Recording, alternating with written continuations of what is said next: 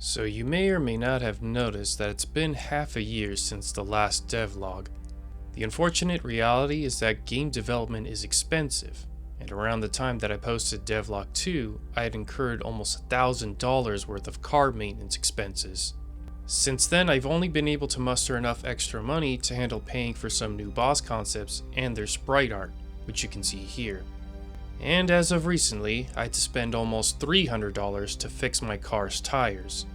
It was in such bad shape that the steering wheel was shaking and it didn't feel safe to drive. This is one of the reasons why I hate having less than $1,000 in my bank account.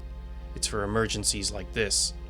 So despite the game being small in scope, where the entire point is for it to not take this long, the forces of nature seem to be conspiring against me so that I don't finish in a timely manner. Another headache that sprung up was with PayPal. I mentioned that the programmer I was working with I commissioned through Fiverr. Apparently, PayPal permanently banned them, so they were unable to receive payment. Their birthday was off by a month or something. Now I called PayPal myself and asked if their policy was to ban someone for this mistake, and they said no, but they're from Egypt, so who knows, maybe they have different rules over there, I guess. Now this left us with the conundrum of how to continue commissions. One solution we managed was gifts through Steam, so no joke, I paid them in video games to help make my video game. Now as funny as that is, it's not a safe way of doing commissions. Fiverr was a good intermediary that made it so that I had to approve the work. When doing it raw like this, there's no way to settle disputes for what was paid for and what was delivered, and believe me, that's come up before. Our current solution is to use Upwork as a new platform to handle commissions, but I also think it's because they were getting frustrated with how much of a cut Fiverr was taking from them, which, fair enough. That still leaves the main issue of money. As the commissions have moved to more complex aspects, like boss designs, they've gotten more expensive. And this is someone who's already on the cheaper side of things.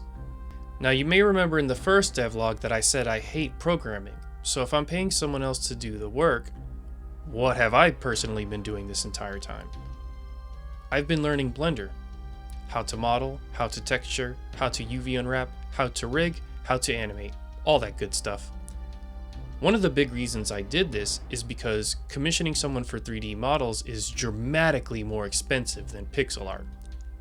If I only paid someone $15 for a large sprite, I would have to pay someone like $80 just for a low poly model with no rigging. You can see how those kinds of costs can balloon out of control. It also helps that I find 3D art and animation more enjoyable than programming. I've been continuing my level design studies too. My channel before I started making devlogs was for level design and game design videos, so what happened there? Well, the same way I hate programming, I also hate video editing, so with the exception of my first two videos, I've paid others to edit them. Game dev is a higher priority than making those videos, which is why when I'm saving money, I prioritize it for game dev. If I kept spending money for paying a video editor, it would only take longer. That said, it has given me pause for thought on producing videos in a way that is more cost effective.